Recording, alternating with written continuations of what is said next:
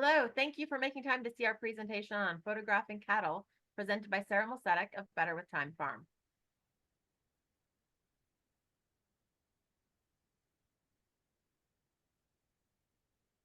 This is our table of content. She's got a lot of great information for us today.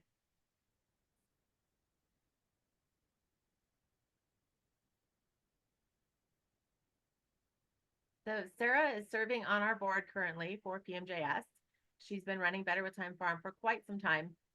You can learn more about her on the website under the board members page, but specifically she focuses on holistic cattle and caring for them in a way that is very specific. And I'll let her teach you about that. But today we're going to talk about photography and how it affects the pictures that you are submitting to PMJS, and also how you're going to use those for marketing your cattle when you're ready to sell. So PMJS is not just a registry. We're actually a whole community of breeders and owners that come together to specifically find the cattle that are pure Jersey genetics. We want to be able to intensify those, increase those, and be able to know what kind of traits our cattle are going to carry. We don't want them to just be mini Jerseys.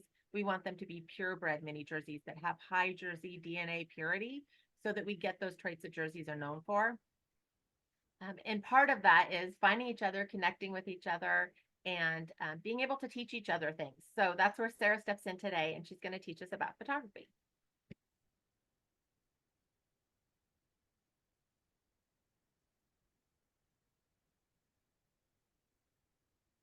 Okay, thank you.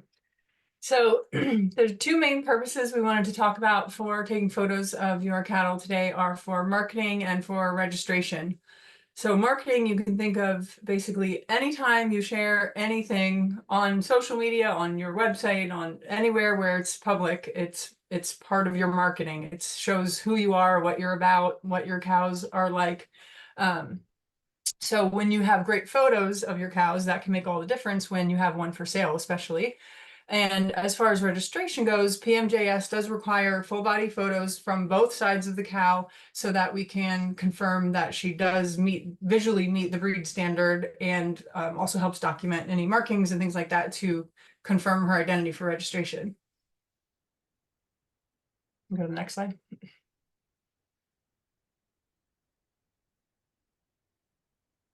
Okay, so the main three things that we'll cover today are camera settings, taking photos, and editing photos. And it's almost seemed kind of funny to put camera settings in here today because things have come such a long way since when I first started learning photography. Everything was manual, from processing the film, heading into the darkroom, all of it. And every single setting on the camera had to be set up before each photo. And now we know most people are taking photos with their phones and everything's all automated for you. But I did think it might be interesting to tell you a little bit about some of the settings that your camera is doing for you so that you can understand how they affect the outcome of your photos. And then for the taking photos, we'll talk about preparation, what you're going to do the day of, and how to actually compose photos that will have a nice feel to the layout. And then as far as editing, that's going to be very minimal. We're basically going to focus on beautifully and accurately representing cattle.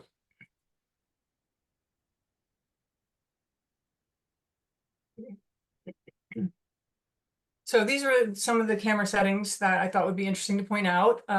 Aperture is how large the opening is that allows light to come in when you're taking a photo. So a very large aperture will let a lot of light in very quickly, and a very small aperture, like a pinhole, will let not as much light come in as quickly. And that's kind of, I think that as inversely related to shutter speed. So the shutter speed is how long the camera stays open to let the light in. So the bigger your aperture is, the faster your shutter speed can be and still have a well-exposed photo. When your aperture is very small, then your shutter needs to stay open longer in order to get enough light for the photo. So the reason you would want to have your aperture open very large is so that you get automatic blurring of the background. It helps distinguish your subject from your background, so it can really put the focus on your cow in the photo.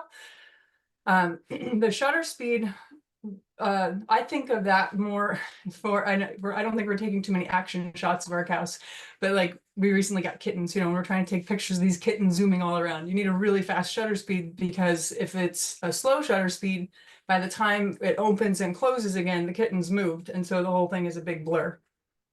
And then the next one is metering, which is essentially how your camera decides what's the midtone in the photo so that there's lights and darks above and below that. And it's typically pretty easy when we're photographing Jersey cattle because their coat is right in that mid-range. So you'll get nice darks and lights around them. The exception to that might be like if you have a, you know, the rare mulberry coat that's darker. And if you're exposing for her coat, then it might make other things around her not look like quite the right color because it's trying to bring that coat to the midtone. So if you have the ability to manually decide, like for example, on the iPhone, if you press and hold on the screen on the spot that you want the metering to be, it'll lock onto that. And then it gives you a little slider with it like this sunshine icon next to it. And you can slide that up and down so you can change your metering to adjust to make sure that the whole photo is well exposed from the lights to the darks. So the next one is aspect ratio, which is the proportions of the height to the width of the photo. And for PMJS, we use 4:3 so that everything is consistent all throughout the website herdbook pages and for the registration certificates. The focus is the spot where the camera is going to try and make your image the sharpest. So whenever I'm taking a picture of a person or an animal, I try to do that focus on the eye so that I don't know, to me, when I look at a picture and the eye is out of focus, it just makes the picture not look as professional to me. I think like that's like the number one thing I want to be in focus. Or if the cow's facing right at you, her nose or her eyes would be what I would focus on. And then the last thing is flash, which in general, I tell people to leave off. And I think it's funny that in most cases, we think of flash as, oh, it's too dark, let's turn the flash on. But that is actually not what flash was originally intended for. It was intended for a backlit subject so that you get light on the front as well. So when we use flash to try to brighten up a dark situation, we end up with red eye and the colors don't quite look right. So in general, we try to leave the flash off. Are those all clear? Is anything any questions? No, that actually helps a lot. Okay, cool. Okay, so now we're getting into actually taking some photos. In order to get ready for photos, I like to make sure the cows are clean, maybe brush them, ideally have their coat shed fully, or sometimes I'll do winter pictures to show their winter coat, but whenever it's in between, I think that especially Mulberry, the one in this photo, she sheds from front to back, so she'll be like really sleek on her head and then woollier and woollier as she goes back.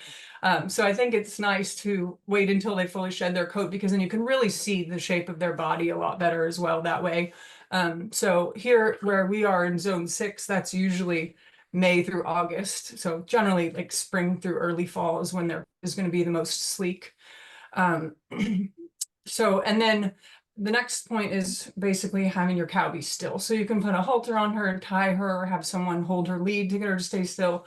Or if you want a more candid photo in the pasture, just be ready to take your time. Like this photo that I'm showing here, I must have taken 12 and kept one, you know, waiting for the tail to not be swishing and the head turned just the right way. And, you know, so you can either take your time or take a bunch. Actually, I think I covered that more on the next slide, so I'm getting a little ahead of myself. And then the last thing for preparation is if you can find a place with very short grass or a solid surface, it will help to show her legs more clearly. When I'm taking pictures, I try to get the rear leg back so you can see more of the udder. But in that's this smart. picture, it does also show how her rear udder is formed and how high it is. So that's nice as well. Either way, so that you can see the teat length, it is really helpful. This is a beautiful picture, a good example.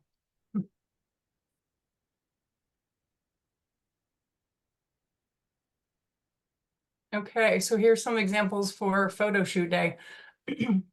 I like to get going early in the morning so that it's nice bright light, but not too overhead. Like for example, the photo that has the caption under it that says "too sunny." That was taken at midday, and you can see the sun is shining straight down on his back, and the contrast is very high. That's not an accurate representation of his coat color. It makes the picture harder to really see the animal clearly, I think. So, and another option would be an overcast day, but the only thing to watch out for that is that clouds tend to make the light look kind of bluish, so that can also throw the colors off a little bit. So a slightly overcast day would be better than a completely overcast day for that. And then golden hour is the hour right before sunset, which is typically a wonderful time to take photos. But I found personally it's very hard to take pictures of Jersey cows at golden hour because it just makes their coat look not the correct color at all. So it just doesn't seem like an accurate representation to me. Okay, and then you want to check your backdrop for distractions. So this I actually delete most of the photos that have a bad distraction in the background. So this is the best one that I could find. It looks like this cow has like a leg coming out of her belly button because there's a calf standing behind her. That's actually pretty minor, and you could probably edit that out pretty easily. But if you can't find a good clear background, then you can use something like the last photo where there's hay, so that there's no other distracting colors or shapes or all those kind of things cluttering up your photo. And then the photo set where the caption says bucket for size, anytime you can use a common item with like a known height, or that just helps you get reference for how big the cow is, that helps, especially with our purebred mini jerseys, so we know exactly how tall of an animal we're looking at in these photos. Sarah, would you say those bottom two photos were overexposed? I don't think so. I think they're both indoors, right? Yes.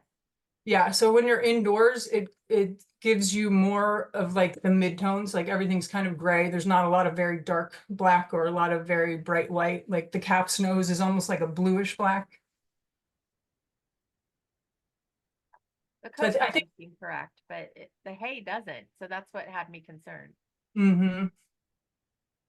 Yeah, it's tough to get the colors right when it's like a very overcast day or indoors. That's why I like that early morning light the best.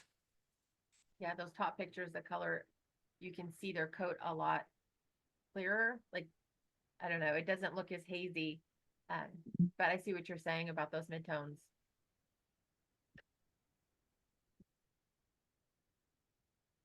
Oops. Sorry, see if I can go back. Okay, so then now we've set up, we've got our time, our cow's all clean, we're ready to go. So here, the next part is how do you actually compose the photo so that it has a nice layout? And the first thing I always recommend is to move yourself, not to use the digital zoom, because the digital zoom is just basically cropping the picture for you, so you get reduced photo quality whenever you use that. So whatever you can move your feet to get so that the composition is right on your camera and not rely on cropping after the fact or the digital zoom, you'll get a better quality photo. For the mini cows, we're often way above them, depending on how tall you are, I guess. And I like in this photo of the calf, getting down on their level so that it just feels more like you get her personality, you get what she looks like, and it's just I don't know, more personal picture, I think. So as far as, when I was mentioning on the picture of Mulberry how I took like 12 before I got that one good one. So it was either wait until you get just the right shot, or you can shoot a whole bunch of pictures and then delete whichever ones don't turn out quite right. And then one of the rules for composition that I think is very helpful for taking, especially the registration photos for the cattle, is the rule of thirds. And we can go over that in more detail on the next slide. So I like this option. You can imagine the grid, or some cameras and phones, you can even actually turn it on so you can see this grid while you're taking a photo. And it divides the photo into thirds, both vertically and horizontally. So the starting from the bottom up through the top, the bottom is your foreground, the middle is your midground, and then the top is your background. So like the top photo here is generally how I like to compose the pictures of cows, where the cow's body fills the midground, and then there's something differentiating the background in the top third, either a tree line or the sky or something like that. And then the bottom is her legs and the grass for the foreground. And then the columns, again, like the top photo, I think that this is like the perfect composition where you've got her head and her neck in the far right, and you've got her rump in the far left and her midsection right in the middle. So it just makes for a very balanced photo. And then I just wanted to show a slight alternative to this composition with the other photo. The columns are the cows taking up the right two columns, and the trough is the left column. And that is another example of how you could use a standard item to show size and still be using this rule of thirds.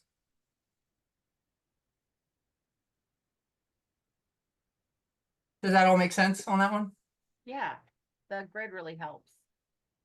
Okay, so then I just thought this would be nice to add, don't forget to have fun. We don't have to just take the perfect photo for the registration. We can show how much our cows love being with us, and anything, candid moments, any kind of things that show her personality. We had one calf for months. Every time I would take a picture of her face, she would stick her tongue out. So I have lots of photos like that. Anything that makes it fun, I think, is great to add in. I love that one of Sarah Burton where she's snuggling her cow, or how you've changed the angle of the one, whoever was taking that picture of you milking. It's a very That was actually unexpected angle. my daughter right here. She took that when she was 7. So she was sitting down on the ground or squatting next to me. I was So- taking all kinds of photos and I just Mhm. like that. Yep. So that's the 7-year-old perspective of milking. And that was a good point too, up at the top there, that we do have a video specifically focused on buying and selling mini jerseys, where we talk again about how to compose a photo and what's going to help you market your cow and show it off the best, so that people understand what qualities they bring. Mhm.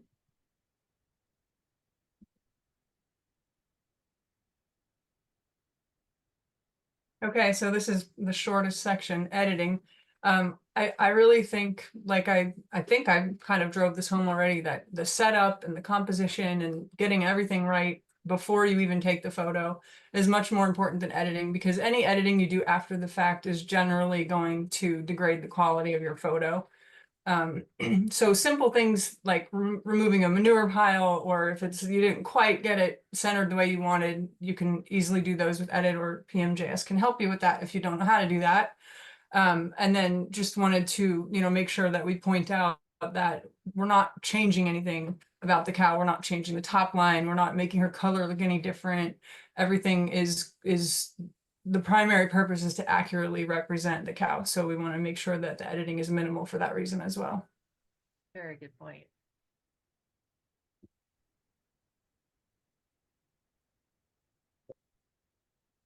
So kind of short and sweet, but hopefully a good amount of helpful information. And these are all the places that you can connect with us at Purebred Mini Jersey Society. We've got Instagram, Facebook, lots of videos on YouTube, and the website is always having more cattle being added to the herd book. Lauren has been working hard on those registrations. Those are great places to see good examples of photographs that work well, as if you're trying to learn what to look for when you're taking your own pictures.